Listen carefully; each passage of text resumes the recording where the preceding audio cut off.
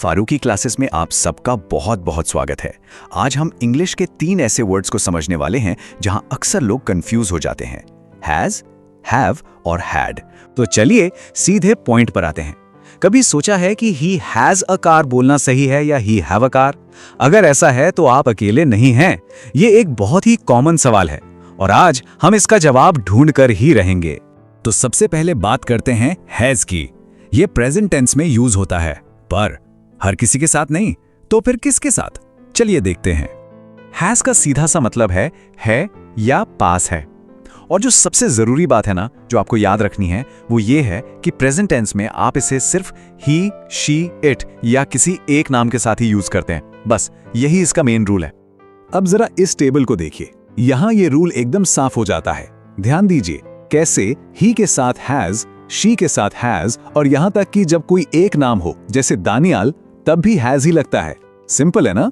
अच्छा, हैज का मतलब सिर्फ पास होना ही नहीं होता, इसका यूज और भी कई जगह होता है। जानते हैं कहां?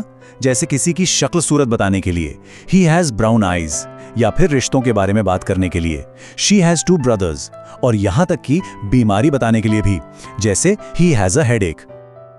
अब यहां पर एक बहुत जरूरी बात आती है जहां अक्सर लोग गलती कर देते हैं। पॉजिटिव सेंटेंस तो सीधा है, subject plus has plus object. लेकिन नेगेटिव और सवाल में कहानी बदल जाती है। वहां हैज नहीं बल्कि हैव आता है। हम कहते हैं he does not have, does not has नहीं। और सवाल भी डज ही हैव होता है। ये एक बहुत बहुत जरूरी नियम है, इसे याद रखिएगा। ठीक है, तो हैज तो समझ आ गया। अब बढ़ते हैं हैव की तरफ। ये भी प्रेजेंट टेंस का ही साथी है, लेकिन इसके दोस्त अलग हैं, मतलब इसके सब्जेक्ट्स अलग हैं। हैव का मतलब भी लगभग वैसा ही है, पर इसका इस्तेमाल होता है आई, वी, यू, दे और प्लूरल सब्जेक्ट्स के साथ, यानी एक से ज्यादा लोगों के साथ। तो सीधी सी बात है, हैज अकेले लोगों के लिए, ही, शी, इट, और हैव मेरे लिए, आपके लिए और एक से ज्यादा लोगों के लिए। आइए कुछ एग्जाम्पल्स देखते हैं।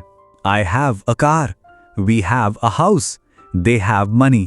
आप देख सकते हैं कि इन सभी सब्जेक्ट्स के साथ हैव कैसे एकदम फिट बैठता है। हैव के साथ सेंटेंस बनाना भी बहुत आसान है। नेगेटिव बनाना हो तो डू नॉट हैव लगा दीजिए, और सवाल पूछना हो तो डू से शुरू कर दीजिए। कितना सिंपल है ना? जैसे do you have time? Okay, तो अभी तक हमने बात की प्रेजेंट की। अब चलते हैं पास्ट में। यहां बस एक बात याद रखनी है, हैड का मतलब होता है था, थी या पास था। और सबसे बढ़िया बात जानते क्या है? पास्ट टेंस में ये सभी सब्जेक्ट्स के साथ लगता है। I, you, he, she, they, singular, plural, कोई फर्क नहीं पड़ता। कोई कंफ्यूजन का चांस ही नहीं है। जरा इन एग्जाम्पल्स पर नजर डालिए। I had a car, he had a bike, they had money. देखिए सब्जेक्ट बदल रहा है, लेकिन क्योंकि हम पास्ट की बात कर रहे हैं तो हर जगह HAD ही लग रहा है। और हाँ, लास्ट वीक या 5 years ago जैसे शब्द आपको इशारा देते हैं कि बात पास्ट की हो रही है।